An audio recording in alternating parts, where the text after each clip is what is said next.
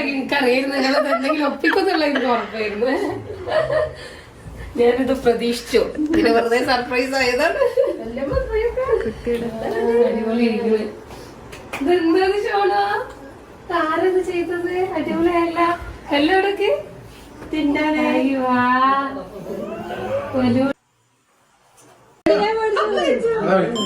കുട്ടിന്റെ കൈ ഒടുക്കി ഇങ്ങോട്ട് ഇറങ്ങിക്കോ. ഇവിടെ ഇറക്കി കൊടുക്കടി ഓളെ.